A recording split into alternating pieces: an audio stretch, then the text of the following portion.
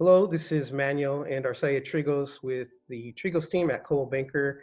We wanted to invite all of our audience here today. We asked somebody who we've worked with in the past, Manuel Gonzalez and his partner, Aaron Crawford, who are enrolled agents who help us with our business and tax consulting. And we had a lot of questions, a lot of our clients, friends, family, people in our community, having a lot of questions regarding the recent signing that the president did for the government's economic relief plan under the CARES Act for both individuals and businesses. So she's been so gracious to help us out. We're very grateful to have her here today. So we're gonna, again, at the end of this video, we're gonna have their information, our information. You can reach out to us and maybe ask any additional questions. So hopefully this is very helpful. We're just looking to connect with other individuals and help them with their struggles right now. So Erin, to you. Well, thank you very much for inviting me to do this. This is a great opportunity for people to get some information and hopefully get a better understanding of what's going on right now with all of the new legislation that's coming out. So first I'm going to talk about the, it's called the CARES Act of 2020. It's essentially the economic relief for individuals and businesses, or as other people are calling it, the Corona Stimulus Relief Bill. This was actually signed by President Trump on March 20th of 2020. And so basically, what the biggest part of that bill is what everybody's hearing in the media is the stimulus relief checks. All right. So basically they're going to provide individuals within a certain income limit a check. Okay. So basically for single individuals that earn up to $75,000, they're going to get a $1,200 check. Okay. It's actually going to be either directly deposited or mailed to the individual, depending on if the IRS has your direct deposit information on file. All right. If you earn between $75,000 and $99,000, that check is going to get prorated based on your income. Okay, so it gets reduced for every $100 that you're over the limit, it gets reduced by $5. All right, and then if you're over the $99,000, then you won't be receiving a relief check. All right, that's for single taxpayers. For married filing joint taxpayers, the amount is essentially doubled. So you get $2,400 up to $150,000 of income. And then between $150,000 and $198,000, again, it gets basically phased out. Your check gets reduced. And then anything over $198,000, then you don't get a check. Yes. I was just curious, would you have had to file in previous years as married, filing joint, or going into, let's say for 2020, could you file then that year in that way? So they're going to use your income based on either your 2018 tax return or your 2019 tax return. All right. Yes.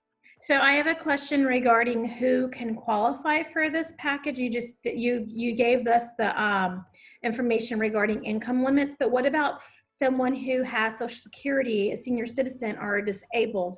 Or do they fall under this or not? Yes. Yes. Right. So if you, the IRS is recommending that you file what they consider a simple return. And at this point, we haven't gotten a definition on what they mean by a simple return, okay? Because if your only income is Social Security, right? You're not required to file a tax return. So the IRS isn't going to have a tax return on file for you, right? So they're basically saying, you know, at least go ahead and file a simple return to make sure that you get a stimulus check, all right? And then in addition to those amounts, for every child that you claim on your tax return that's 16 years or under, you'll get an additional $500 for them. And again, if you're in that phase out section, that amount will get phased out as well. So, so a single individual with one child could get up to $1,700. A married couple with one child could get up to $2,900. And obviously if you have 2 kids, then you get an additional $500, all right? You know, so if you have college students that you're still claiming, because they're gonna be over 16, you're not gonna get the $500, all right? They have to be 16 years or younger. So,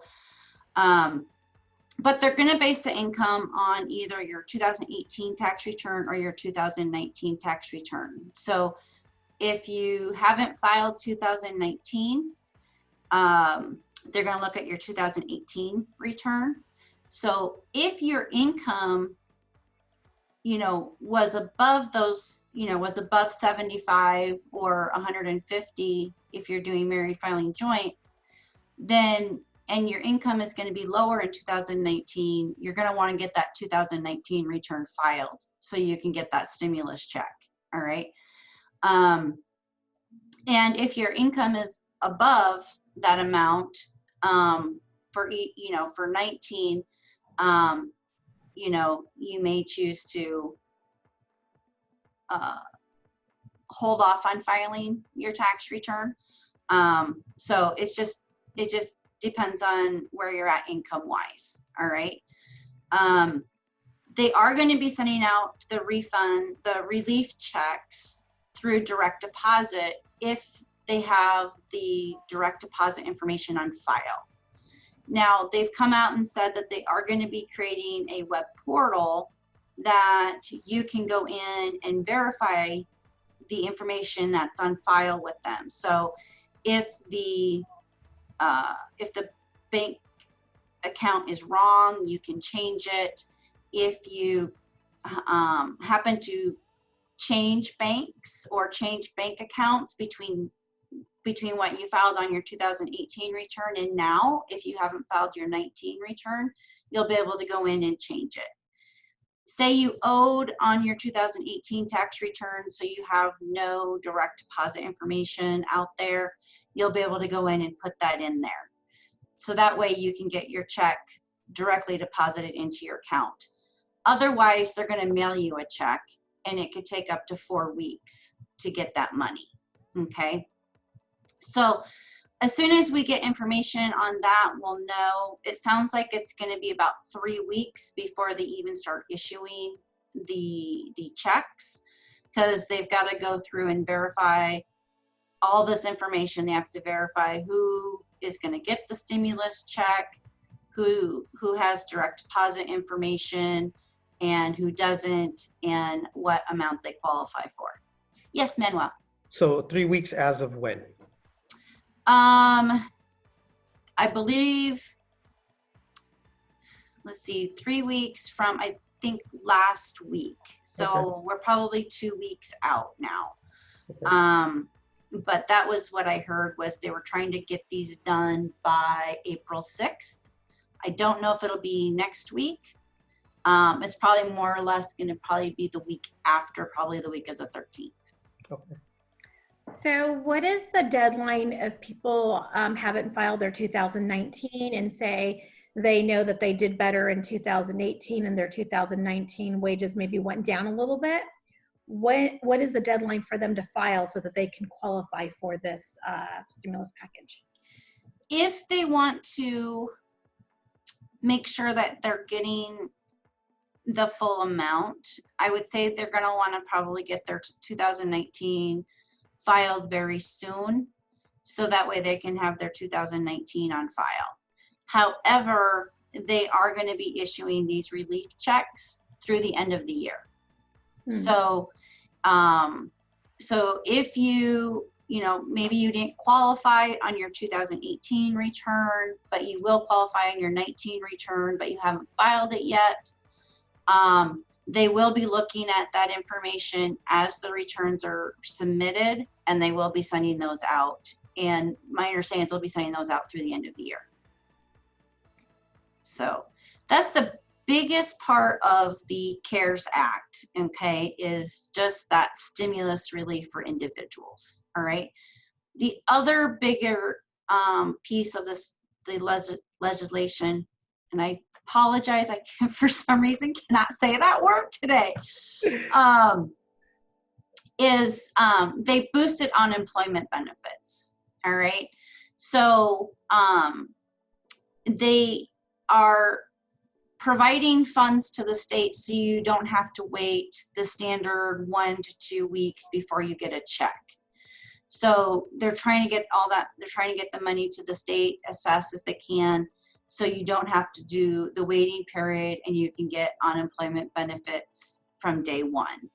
And the other piece that they did is they are now allowing self-employed individuals as well as independent contractors to apply for unemployment. Prior to this this act being passed, self-employed individuals weren't I don't know if they weren't necessarily not able to apply for benefits, but they had a lot harder time getting benefits, where that's not going to be an issue right now. You'll be able to get the benefits. And then the other part is they're giving everybody an additional $600 a week added onto their benefits. So, if your benefit was $1,400, you're not going to get $2,000. Okay. Oh, and before I forget, one of the biggest questions I get too is the stimulus relief check that you're getting going to be taxable? It is not.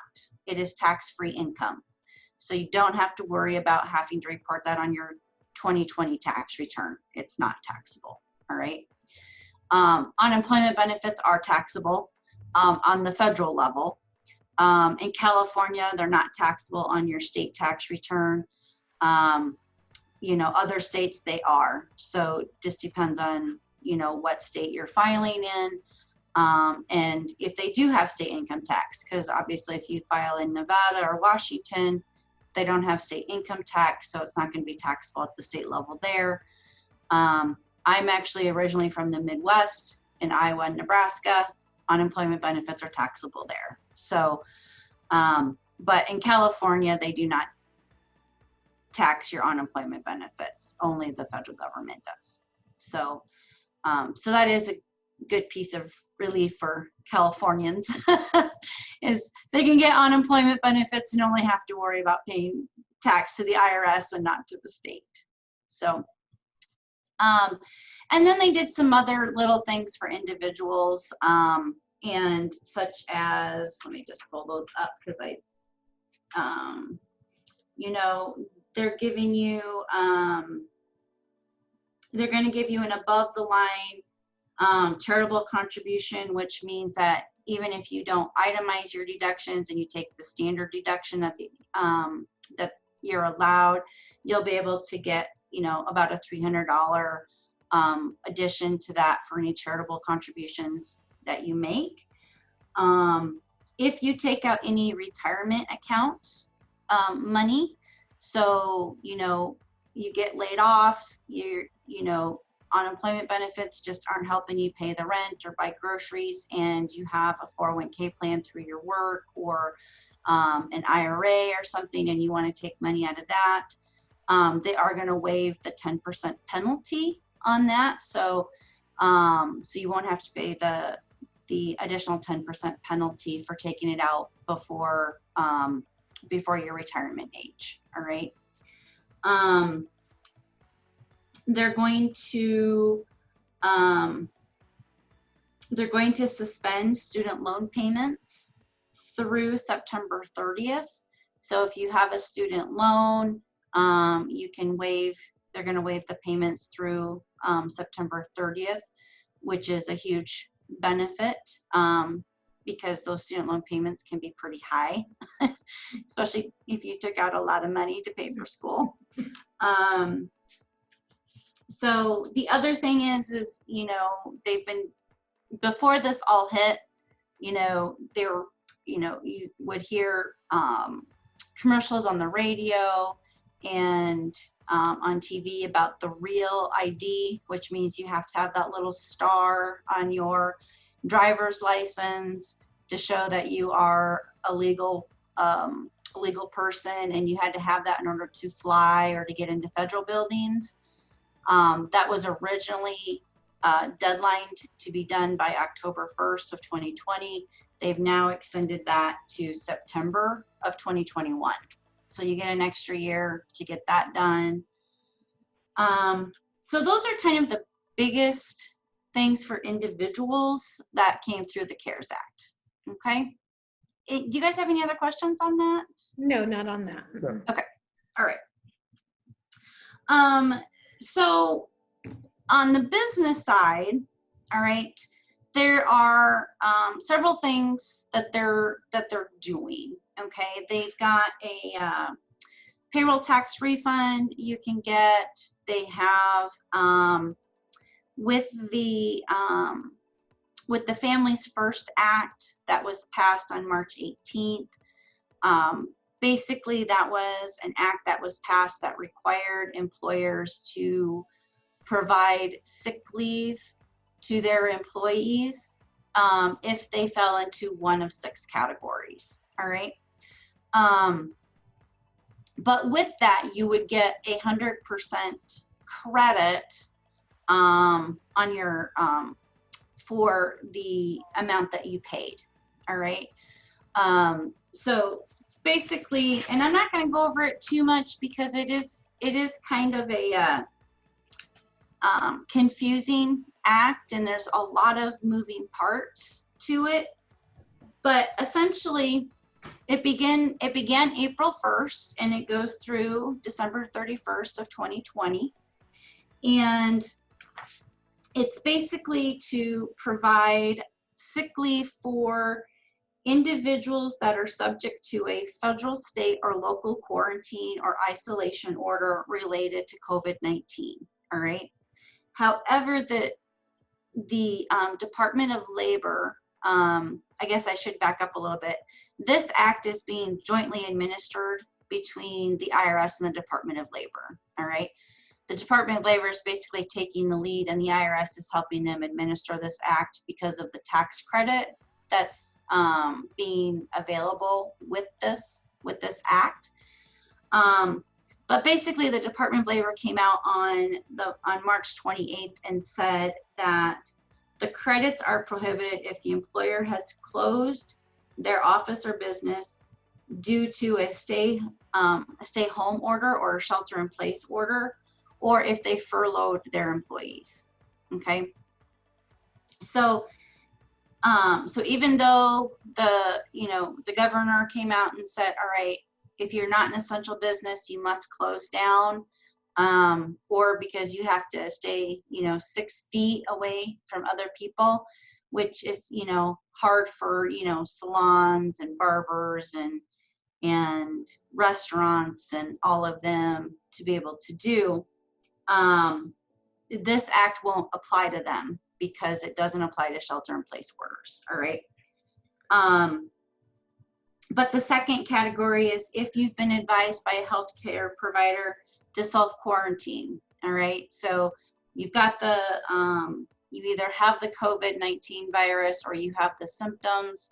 And so your healthcare provider, your doctor, whoever said, you must self-quarantine for 14 days or however many days they want you to quarantine yourself.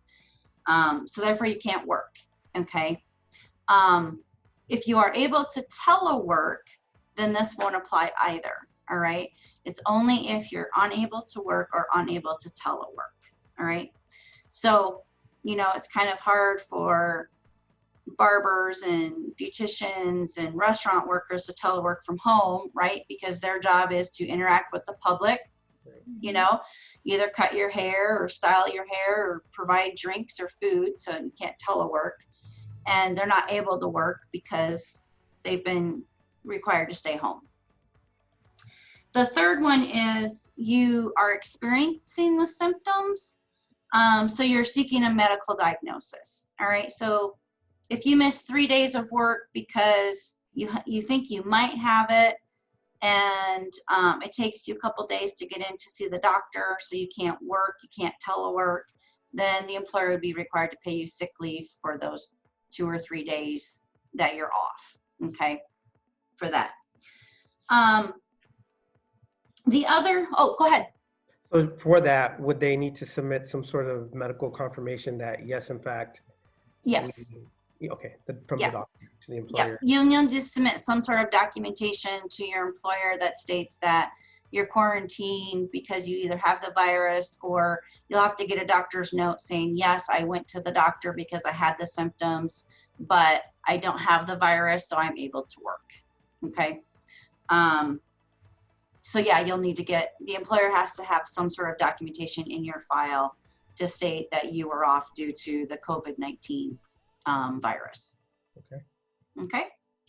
The last three so the first three are considered self-care. So basically it's because you yourself have to be quarantined or isolated because you either have the virus, or you think you might have the virus, or because you've been quarantined because the federal, state, or local government says that you have to be quarantined. All right. So, you know, I mean, probably a really good example of the first one is the people that were stuck on the cruise ship, right? Federal government said, hey, you can't come into the country. Right. You've been, you know, you've been exposed to the virus, so you must quarantine. That's probably a really good example of the number one. All right, is that they came in and said, nope, you can't go anywhere. You're stuck on this cruise ship, you know, and then for 14 days, right? The last three are considered other care. So basically, as an individual, you're caring for a person that has been quarantined or self-isolated. So it could be an elderly parent, it could be a child, it could be your husband or your wife, or, you know, just you have full responsibility to care for this individual that's been quarantined, so you can't go to work or can't telework, right? The fifth one is you're caring for a son or daughter that's 18 or under because their school has been closed down, their daycare has been closed down, or because their school's closed down and their daycare's closed down, and you can't find another provider to take care of your child so you can go to work, okay? And so that's the fifth one. And then the last one, I have every webinar, everything that I have read, nobody really knows what this means, but basically they're saying if you are experiencing any other substantially similar condition specified by the Secretary of Health and Human Services in consultation with the Secretary of Treasury and Secretary of Labor. You know, sounds like a lot of government double talk to me, doesn't it?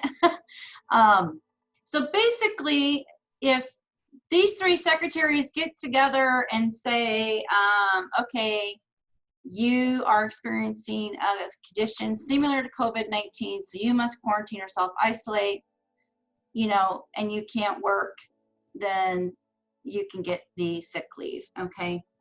We're still waiting on additional guidance as to what exactly that means, because we don't really know what that means. So, so those are basically the 6 categories that you have to fall into in order to get the paid sick leave, okay? That's really all I'm gonna kind of go over on that. There's some maximum amounts that you can get as a credit for these items, and there's some calculation that goes into that. but I'm gonna, I will get a copy of this email sent off to Manuel and Arciela, and then they can forward it to you if you want information, or you can contact us and we can go over a more one-on-one type situation with anybody that has questions. So that way you can get more specific details and if it really applies to you or not. Okay. And then the last one, and this one came through the CARES Act as well for businesses, is the Sba Loans and Grants. All right. So the biggest two out there are the Payback Protection Program loan, or the PPPL loan. And then the other one is the Economic Injury Disaster Loan, which is the EIDL loan. All right. The payback, I'm going to go over the Payback Protection Program first. But oh, go ahead. Is it payback or payroll? It is, I'm sorry, it's actually Paycheck Program. Paycheck Protection Program loan. I don't know why I want to say payback, but it really is a payback. Right. Okay? Because the government's paying you back because you can't have your business open, right? Right. So it really is a payback loan. But technically it is called the Paycheck Protection Program loan. Sorry, we just refer to it as the PPP loan. Right.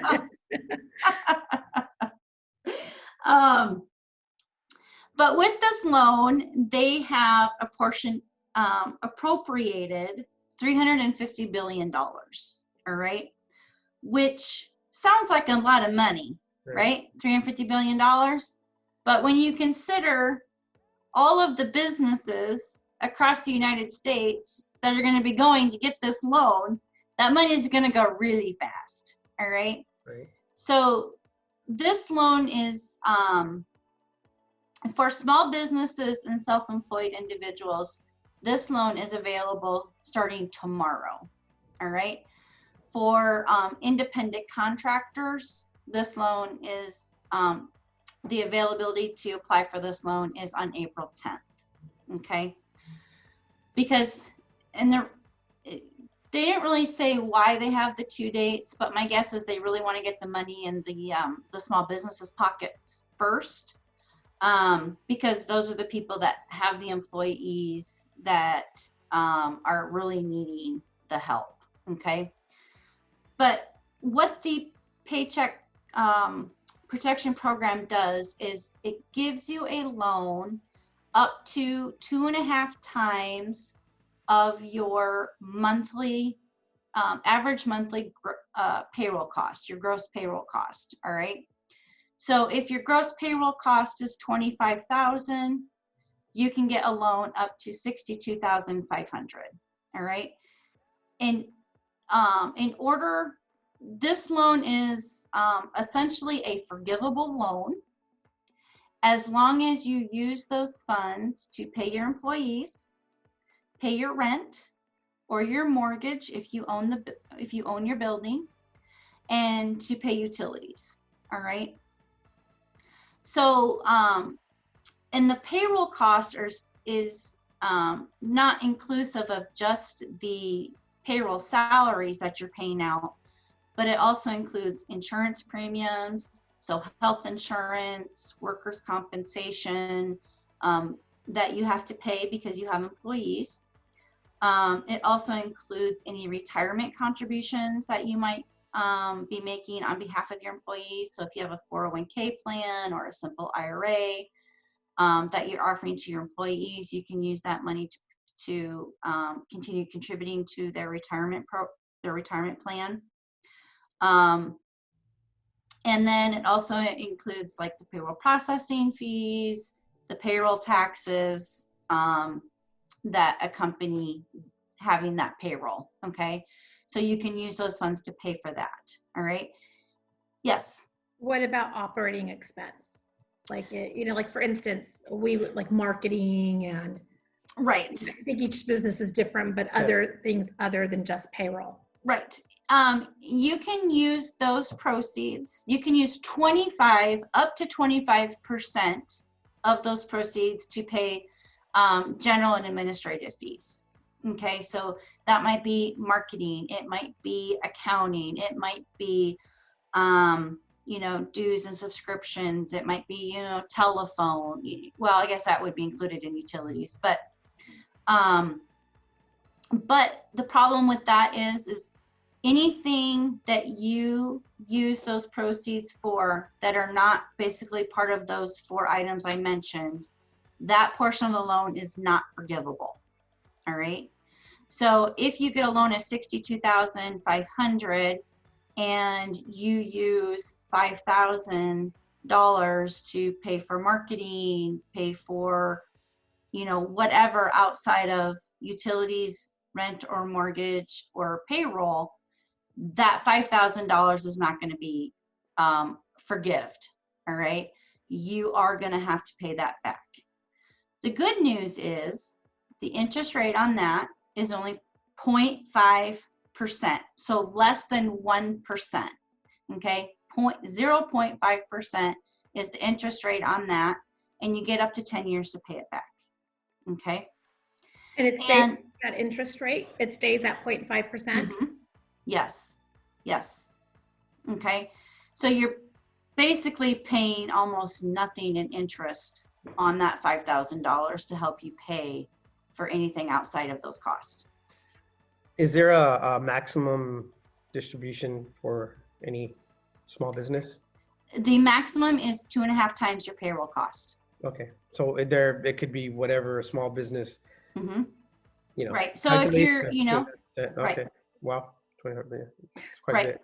I know. So go ahead.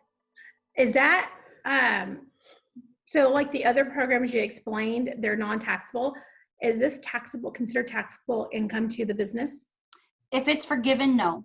Oh, okay. No, because normally when you have a loan forgiven, it becomes what they call canceled debt, and cancellation of debt income is taxable, but this is not taxable. Okay.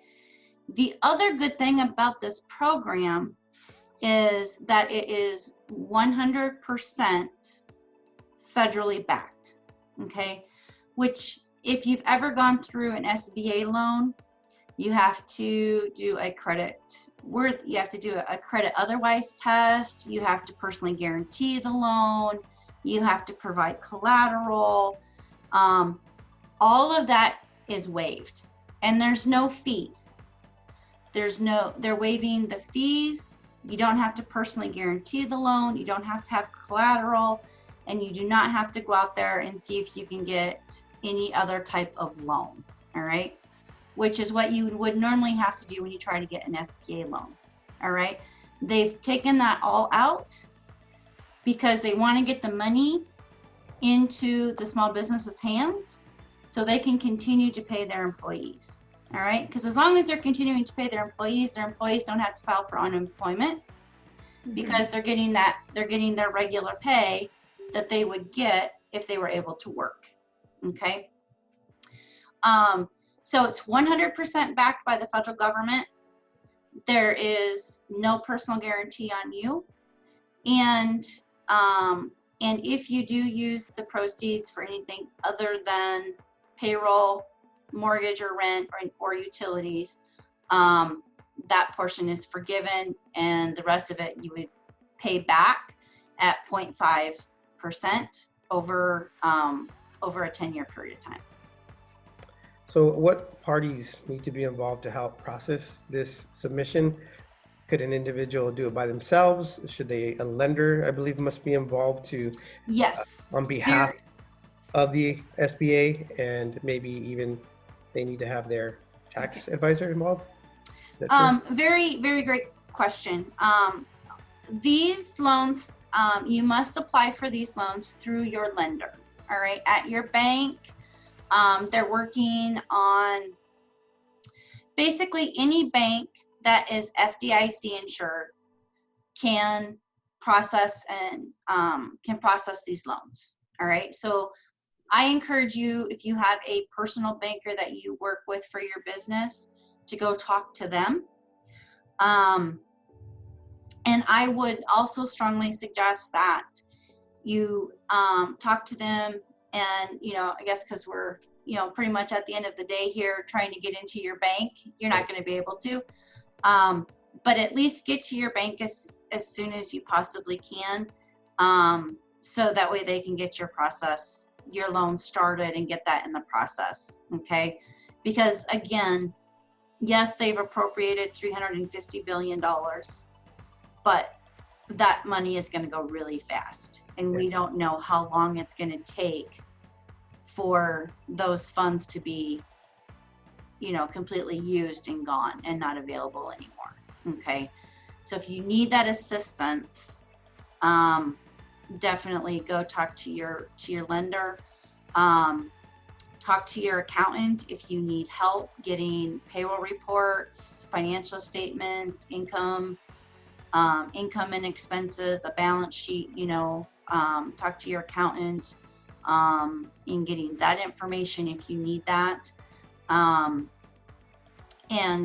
But they're gonna be pushing these fast and furious once it opens up tomorrow. So Do we have the criteria or the list of items that are going to need to be submitted as part of your application? right. You know what? I have not seen the application. I meant to go out and grab it before this webinar, and I did not. So I've not seen the application yet. I've actually looked at the application. It's really simple. It's not requesting any of that information yet. Okay. And according to the lender that I've been speaking with, he's still waiting for the guidelines. So I'm thinking that maybe it's just going to be the simple application that they have online. Right. Online. Yeah, it's like 2 pages or something. Yeah. It's not very long, and it's not asking a lot of information because, again, it's backed by the federal government. So you're not having to, you know, personally guarantee this loan, right? So, you know, again, the purpose of this is to get the money out there as fast as they possibly can so they can keep these employees being paid. That's mainly the biggest thing for this. Sorry, another question.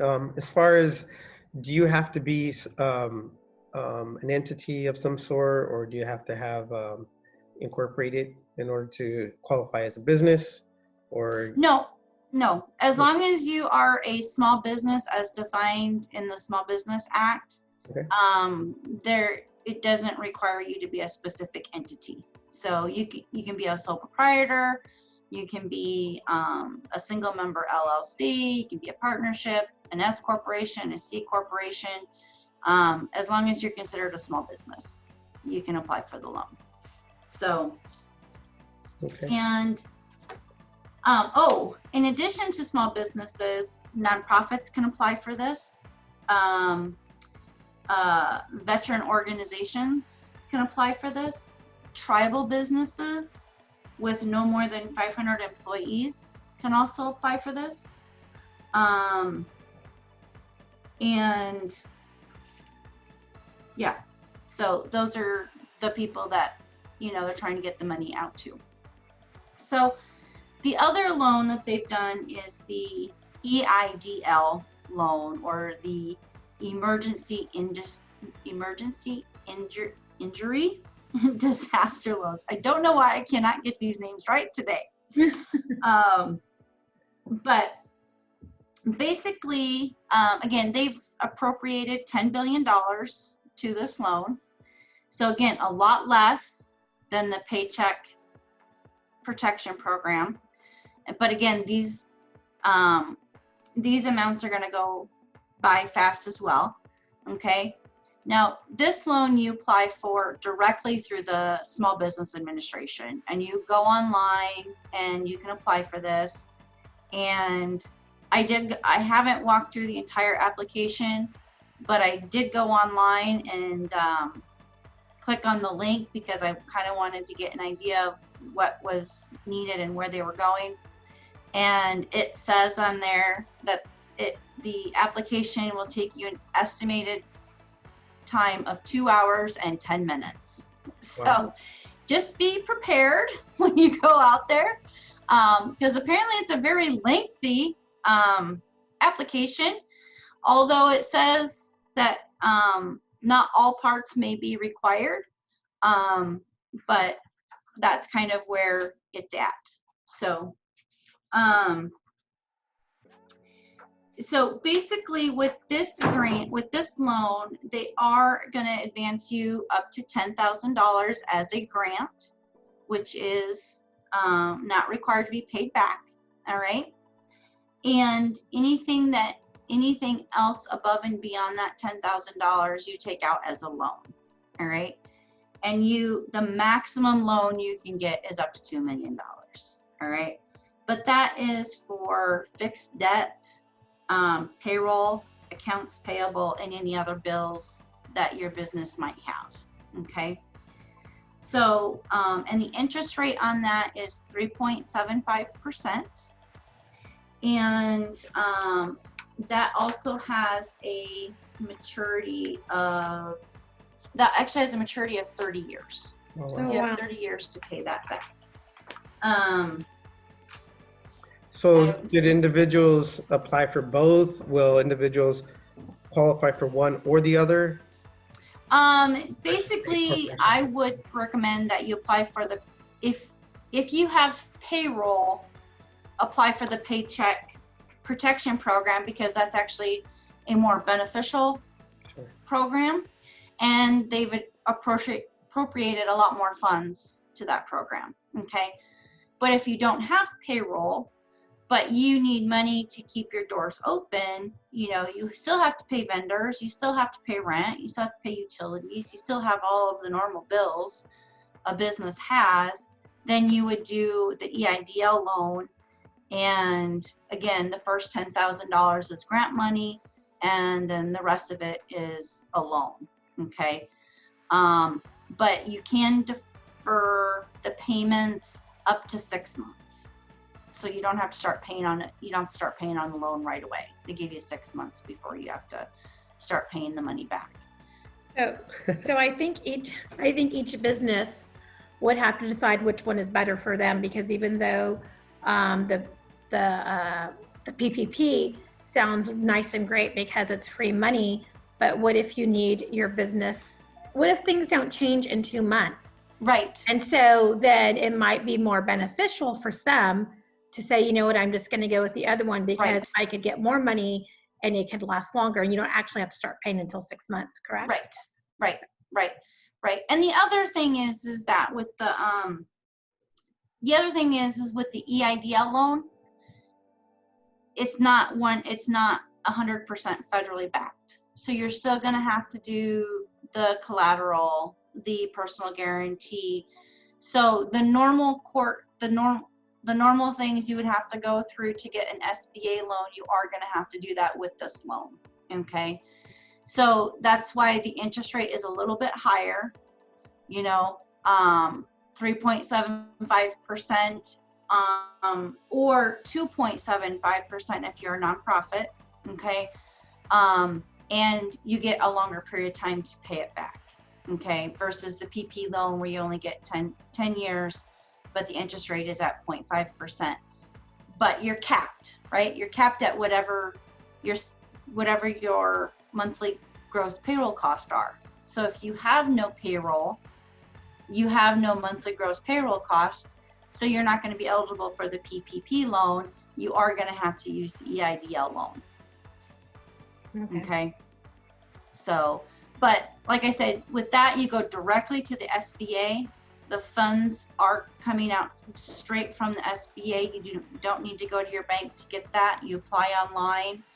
And that one, you definitely are going to need payroll information. You're going to need financial statements. You're going to need that type of information for that loan. Okay.